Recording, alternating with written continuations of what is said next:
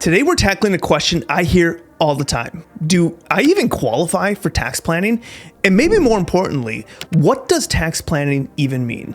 If you've ever thought tax planning is just for big businesses or just for the wealthy people, or that your CPA already has it covered, this episode is for you. We're gonna bust some myths, break down what real tax planning looks like, and show you exactly how even the smallest business can benefit from thinking proactively about taxes. So whether you're just getting started or you've been in business for years, stick around because this could change the way you look at your finances for good. All right, so I just want to kind of start out by setting the stage for this whole topic. You know, a lot of people think that tax planning is only for millionaires or that it's the same thing as tax preparation. And that's simply not true and can actually be detrimental to you and your business if you continue to think of that mindset. So I want to go through this concept. What is tax planning? And also to help cover that, I want to talk about what is tax paying. So tax paying is what most people think about when they think about taxes. This is where you go and you talk to your accountant, you provide them all these documents, and they take those documents, they put them on a tax return, and they file your tax return for you. That is tax filing. That is tax preparation. That is tax paying. And it's super important. It's required by law. Everyone's got to do it. But that's just taking information and sending it to the government agencies, the federal government, the state government. So when you do a tax filing, tax preparation, filing your tax return, you're not doing any kind of tax savings or anything about that. All you're doing is telling the government, here's what occurred in my life last year, and here it is for you, and here's either where I owe money or you owe me a refund based on all that different activity. So that's tax preparation and tax filing. What tax planning is, and again, that gets done after the year's over. So, you know, when we file a tax return for 2025, it's going to be January 2025 through December 2025. And then that tax return, that personal tax return, is going to be due April 15th of the next year. So tax preparation is an after the fact item. The year ends, and then we do tax prep. Because again, it's information reporting. We're telling the government what we did. So we need to have an endpoint before we can even start that to tell them exactly what the activities were. But what is tax planning? Tax planning is done between January and December. January 2025 to December 2025. Once 12/31 hits, so many tax strategies get thrown out the door. No longer can be utilized, no longer can be implemented. And so tax planning is something that's being done throughout the year on a day-to-day basis. And it's something that we do inside the tax year. So tax planning, we do January through December. Once December ends, now we go to tax prep mode because now we're preparing that tax return. We've done everything that we could from a tax planning perspective. We've done it and implemented all those strategies, and now we're just filing that tax return to let them know how we did and what kind of type of activity that we had. So tax planning is the process of understanding what strategies did the government make available to me? What strategies are available to me? And then taking those strategies and putting them into practice to produce real life savings. So that's the difference between tax planning and tax preparation. And I think that's so important because there's a lot of confusion there on what it is. And another thing while we're on this topic, I just want to talk about this idea of a refund versus an amount due. When you file a tax return, you're just doing a reconciliation with the government. You're saying, here's my income, here's my deductions, here's my credits, here's whatever it is, and here's the amount I paid into taxes so far. So when you do that reconciliation, the government then says, okay, here's your tax bill, here's what you've paid, and you either get a refund because you paid the government too much throughout the year, or you owe an amount due because maybe you didn't give the government enough throughout the year. So just wanted to put that into perspective. One final thing. So I talk to a lot of people that say, well, I talk to my accountant, I work with my accountant, I do estimated taxes, so that's my tax planning. Estimated taxes is not tax planning. When we talk about lowering our tax bill, paying estimated taxes has absolutely nothing to do with that. Estimated taxes are important, and we talk about that. We have videos, we have podcast episodes, we talk about estimated taxes, but that is not tax planning. That's just saying, hey, here's what I think my tax bill is going to be, and I'm going to make a payment because the US is a pay-as-you-earn system, so I'm going to make a payment against that. But it is not tax planning. So if your tax planning involves paying estimated taxes, this is going to be helpful for you. So who qualifies for tax planning? Because again, there's so many myths out there. I'm too small. My CPA already handles it. They probably don't. It's not worth it until I'm making six figures. These are some of the myths that we hear, and they couldn't be further from the truth. So who qualifies for tax plan? I like to kind of break it down into tiers. We have tier 1. These are your side hustlers, your freelancers. Maybe you're just a new business owner. So think of an Uber driver that's just kind of getting started, or someone that has a W-2 job, but now they're doing a little bit of moonlighting on the side where they're doing some consulting work for a client here or there. Nothing crazy, but they're just kind of getting started. Or maybe it's someone that's just opening up a restaurant and, they're kind of just getting started. This is what I call our tier 1. And there's plenty of tax strategies here that we're going to go through. The next one is our tier 2. This is a growing small business. Maybe it's just the owner, but it's growing. You're doing well. You're generating good income. Maybe you're a service provider. Maybe you're a consultant.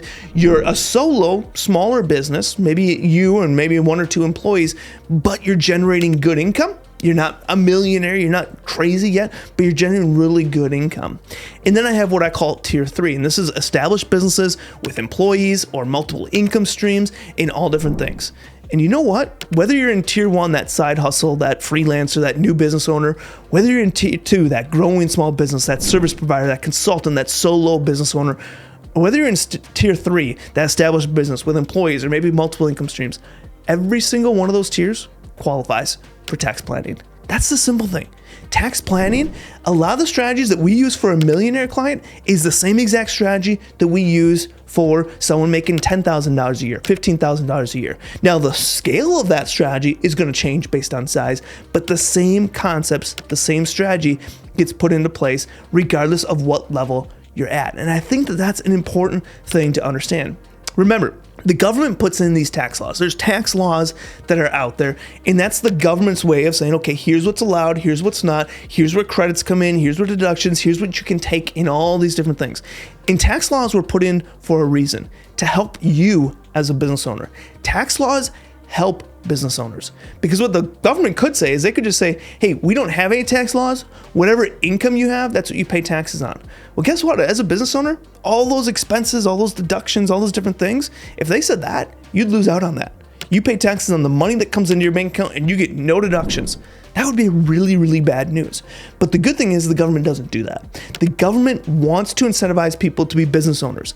They want to incentivize people to buy equipment, to grow the economy, to stimulate the economy, to build real estate. The government wants people to do this. Maybe we're talking about solar credits and all these other things. The government wants people investing in these areas in our country.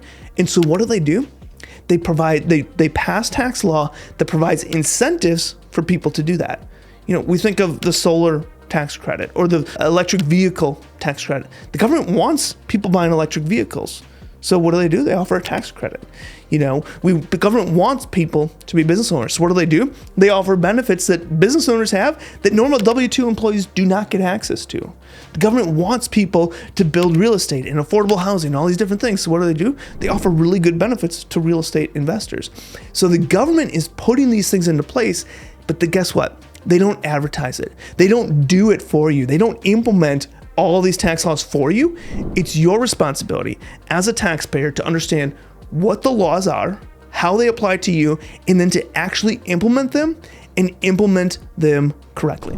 So that's what you're in the right place. What we talk about here is what those tax laws are, what's relevant to you, and how do we correctly implement it. So that leads me to this idea of, what tax planning actually looks like. And I kind of put it into 3 stages. The first one is learning or customizing kind of what do you need to know? Based on your situation, what do you need to know? Then we talk about correct implementation, and that leads to the final stage of tax savings. So learning into correct implementation into providing you real life tax savings. And learning is just understanding what tax strategies are relevant to you and the laws behind them. If you're not buying into real estate, you're not a real estate investor, you have no intention to be a real estate investor, you don't need to learn about the benefits to real estate investors. If you never want an electric vehicle that has no interest in you, you don't need to know about the electrical vehicle credit. If you want nothing to do with solar, you don't need to know about the solar credit. So learning is understanding what tax strategies are relevant to you, what strategies are out there, but which ones are relevant to you. Now, maybe you do want to get into solar. So let's start learning about the solar tax credit. What does that look like? What opportunities are available out there? You want to become a business owner. Let's start learning about the tax strategies that are available to business owners. So that learning is a key piece. We need to understand from a core base level what the law is and why is it relevant to you. So that learning is understanding the strategy from a basic level and understanding what's relevant to you. We don't want to fill and waste your time with irrelevant information. So that learning piece is understanding what tax strategies are relevant to you and the laws behind them. And then the next piece is correct implementation. That's the important step. It's taking what you've learned and actually putting it into practice. Because I see so many people that learn, listen to a podcast, watch a YouTube video, listen to me, but then they don't do anything.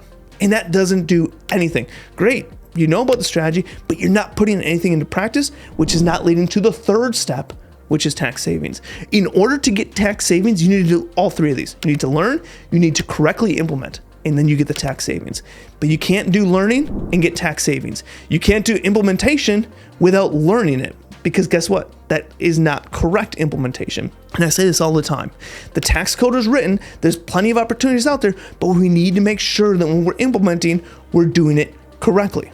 You know, the home office. This is a black and white in the tax code. The government wants you to take advantage of the home office deduction. But I've seen two tax returns, two business owners that have both taken advantage of the home office deduction, which is great. One correctly implemented it, and the other one just implemented it. One had the correct implementation and an accurate home office deduction. The other one just implemented it without thinking, without doing anything, without knowing how to do it correctly, and they made that tax law illegal because they incorrectly implemented it. They said, well, my home office is like 90% of my house. That's probably not true in most cases, and it wasn't in this case. But they said, well, it's just easy, just write it all off, take it all off. There you took a valid business legal deduction and turned it illegal just because of incorrect implementation. So I just like to put that stress on learn, correct implementation, and that leads to tax savings. And you know the cool thing about learning and that correct implementation and the whole tax savings piece is that tax savings guarantees results. You could go out and you could go out and spend a bunch of money on an advertising campaign, and it may grow your business, and I would recommend that too. But guess what? Advertising campaigns, they don't guarantee results. Tax savings do. You go out, you hire your kids in your business, you will be guaranteed to save on taxes by hiring your kids correctly in your business. And that's the beauty around tax planning, is we can get guaranteed results. And it's why it's so important that every small business owner, regardless of your size, has some type of tax planning built in to the time they spend on your business. Now, when we talk about tax strategies, I talk about core tax strategies, advanced tax strategies. Core tax strategies are easy to understand, easy to implement. They can be used for businesses of all shapes and sizes. And then we have advanced strategies. These typically are a little bit harder to understand, maybe have a little bit more risk associated with them, and these are generally reserved for higher income earners, those making $300,000 or more per year. That's when advanced strategies come in. But guess what? If you're making $500,000 a year and you qualify for advanced strategies, we are not even looking at an advanced strategy until we have completely, from start to finish, completed and implemented our core tax strategies. So I want to go through a case study to kind of drive this home and just show you the power behind this idea of tax planning and what that looks like from a core strategy piece. So the example I want to talk about is a real life case study. We see these every single day at TaxHelm. These scenarios come up all the time.